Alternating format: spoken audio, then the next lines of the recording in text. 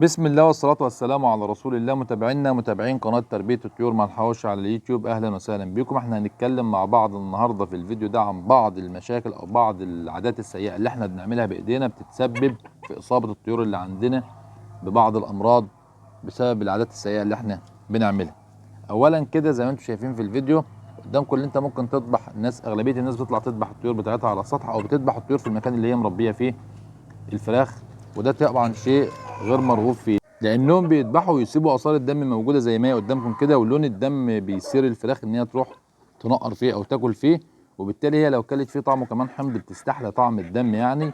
فبالتالي بيعودهم ان هم يبتدوا لو شافوا اي لون احمر او اللون ده لو حصل، سواء كانت الفراخ بقى اتعورت او حصل اي مشكله ليهم في اي حاجه، كلهم بيجروا ياكلوا فيها. فده بيعمل لهم عاده اللي هي النهش او الافتراس، وده طبعا بيسبب مشاكل كتير لانهم لو اتعودوا على الموضوع ده ممكن ياكلوا بعض ويحصل نفق كتير في الطيور، والامر ده طبعا صعب جدا. فالافضل ان احنا لو نذبح في مكان بعيد عنهم، او خد معاك جردل لو مفيش مكان اذبح فيه ونزل حاجتك كلها معاك وانت نازل عشان ما تعملش المشاكل ديت، ودي حاجه بتحصل وما بناخدش بالنا منها. تاني حاجه ان في ناس كتير بترجع ان هي تقول لك ايه، انا باكل قشر البيض للفراخ عشان خاطر يبطلوا ياكلوا البيض، يعني هم عندهم بياكلوا البيض فانت بتاكل لهم قشر البيض، فده طبعا غلط طبعا. انك لو اكلت قشر البيض بتخلي الفراخ تتعود ان لما تشوف القشره او تشوف البيضه بالشكل ده ان دي بتتاكل، فيبتدوا هم ياكلوا البيض، وده بيأثر طبعا على الانتاج، بيعمل مشاكل كتير في حكايه اكل البيض. واكل البيض علاجه ايه؟ او لو احنا هم بياكلوا البيض نقدر نعالجهم بحاجات كتيره تانية، يعني تجيب لهم صدف، تحط لهم كالسيوم على الاكل، او تضيف لهم املاح في الميه. يعني مش شرط انك تجيب قشر البيض وتاكل بيه عشان خاطر تمنع موضوع اكل البيض، فده طبعا من ضمن العادات التانية اللي احنا بنعملها السيئه. تالت حاجه بقى بالنسبه للميه، الميه دي كلنا عارفين لو احنا في الحر الميه بتاخد درجه حراره الجو بعد ساعه واحده. يعني انت لو طلعت ميه من الثلاجه بره بتلاقيها متجاه سخنت شويه عن ما كانت طالعه من الثلاجه. فما ينفعش ان انا يكون عندي مربي تربيه فوق السطح ومربي تربيه في مكان بعيد اروح اقول انا احط لهم الميه بتاعت يومين ثلاثه مع بعض، طبعا ده غلط.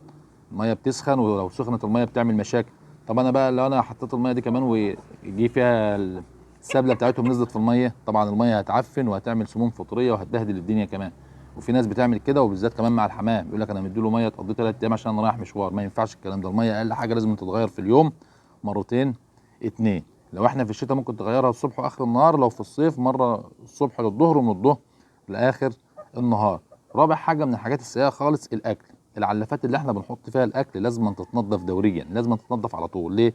لان لو انا بحط الاكل وبحطه كمان مبسوس يعني ببله ميه، ده بيعمل مشاكل ان الاكل اللي بواقي الاكل اللي انا بحط على الاكل تاني يوم بيعفن ويعمل برضه سموم فطريه ويأثر على الطيور. فانا لازم كل يوم لو انا بحط الاكل مبلول بغسل العلافه كل مره قبل ما احط فيها الاكل. طب انا لو بحطه ناشف، وده الافضل ان انا احطه ناشف علشان خاطر الطيور ما يحصلهاش المشاكل اللي بتحصل ديت، وهغسلها كل 3 4 ايام او اكتر من كده، بحيث ان انا احافظ على الطيور ما يحصل لهمش المشاكل اللي احنا بنتكلم فيها من سموم فطريه او غيره. وكمان لو الاكل كمان في عيش، طبعا دي بقى مشكله تانية لان العيش ذات نفسه بيتخمر وبيعمل مشاكل، فلازما العلافات ديت تتغسل كل يوم قبل ما نحط فيها الاكل، لان ده بيعمل مشاكل كتير جدا وبيأثر على الطيور جدا وبيسبب مشاكل كتير وامراض كتيره بتحصل للطيور من غير ما ناخد بالنا. يبقى لازم ننظف العلافات كويس لو احنا بنحط الاكل فيه مبسوس، اما لو بنحط الاكل ناشف فنغسلها كل 3 ايام.